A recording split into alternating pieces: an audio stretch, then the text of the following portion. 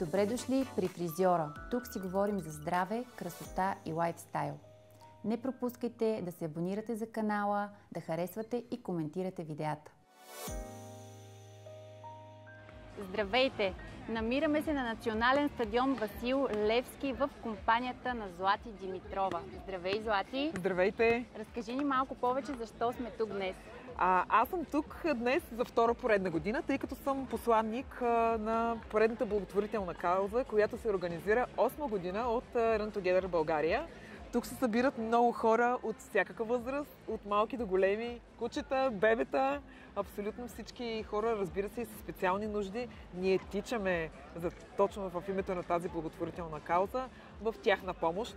За мен е чест и удоволствие, тъй като за мен е това да подадеш ръка на човек в нужда е нещо много велико, много добро дело и трябва абсолютно винаги такива подобни мероприятия да не обединяват. Да не обединяват в това да помогнем, да бъдем добри, да бъдем състрадателни, да разбираме хората, тъй като те са малко по-различни от нас, но аз съм за това те да бъдат част от нашия живот.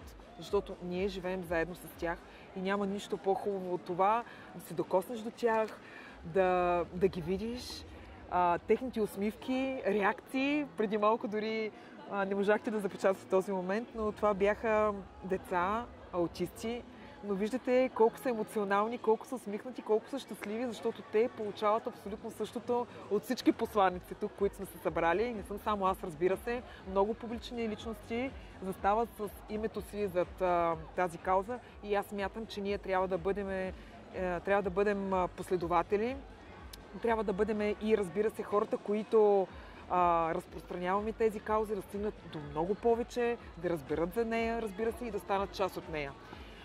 Така че днес сме тук, ще бягаме благотворително 5 км в един страхотен маратон с всички тези хора. Около 2500 души очакваме да се съберат, което е рекордно. Прекрасно. Да, тази година е рекордно, тъй като постоянно поддържам връзка и с организаторите и те са много щастливи от самата кампания. А това, което мен също ме прави много щастлива, радостна и ме обнадеждава, че има все повече и повече добри хора, всички тук, които са днес. Злати, ти целогодишно си в перфектна спортна форма. Подготви ли се по специален начин за днешното тичане? Често казано, за днешното тичане не съм се подготвила кой знае колко специално, тъй като спорта за мен е част от моя живот, от много малка. Аз съм спортувала плуване, хандбал, след това влязох и в фитнес залата. Честно казано, не ми трябва кой знае каква подготовка за този 5 км маратон. Чувствам се готова, изпълнена с много енергия и нямам търпение наистина. Преди доста време основа и твоя благотворителна организация Бялата лястовица. Точно така. Разкажи ни малко повече за нея. Кое те мотивира? Бялата лястовица е една моя сбъдната мечта, тъй като аз си поставям доста цели, постигам ги, слава Богу. Това беше една от тях. По-скоро цел ми е някакси по-дипломатично ми звучи, по-скоро исках да сбъдна тази мечта в името на точно такива каузи. Хора, които се нуждаят от средства за тяхното лечение. Това беше и мотива да я създам. Името Бялата лястовица се роди от един мой много любим разказ на Йордан Йовков, Пъжицата. Дори това ми се падна и на изпита 7-ми клас. Така че с тази фондация смея да кажа, че съм помогнала на немалко хора и някои хора са доста така скептично настроени и казват, сега защо това нещо трябва да излиза на бял свят? Напротив, трябва да се споделя, трябва да се говори за това нещо, тъй като, за съжаление, държава нямаме, но нека да не бъдем негативно настроени, а да бъдем позитивни, защото се оказва, че в България има много хора с големи сърца, които даряват по 1, по 2, по 5 лева и така, както има една приказка, капка по капка вир става. И смея да кажа, колкото ми скромно да звучи, че имам доста успешни и благотворителни каузи и това ми прави много щастлива. Просто ми храни душата.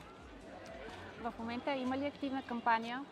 В момента не, защото честно казано страшно много съм ангажирана и нямам това време, тъй като всяка една кампания, която започнеш, е свързана с страшно много хора, с страшно много срещи, страшно много пътувания.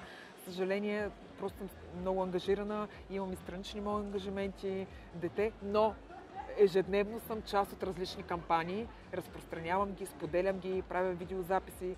Самата аз правя не много големи дарения, но смея да кажа, че допринасям с тях и това е най-важното. Важното е всеки един от нас да бъде съпричастен във всяка една кауза, защото лечението на едно дете не е никак малко, но пък смятам, че с общи усилия се случват нещата. Къде могат хората да намерят страниците, в какви социални мрежи на твоята фондация, така че да получават информация за активни каузи? Моите социални мрежи са най-главният източник на такъв тип кампании. Аз абсолютно всичко споделям там. Дори в повечето случаи предпочитам да записвам видеа, които достигат до повече хора, разбира се, защото няма нищо по-хубаво от това да говориш, да разкажеш, не просто да сложиш една снимка на кампанията и да кажеш, елате тук, нали, дарете. Не. Хубаво е да се споделя, да се види, че публична личност застава с името си за дадена кампания и смятам, че точно всяка една от нас, независимо в какъв сектор, в каква сфера е известен, трябва да допринася за една такава кампания, тя да се разпространява и, разбира се, да бъде успешна. Аз се радвам, че обществото има и добрия пример в твое лице.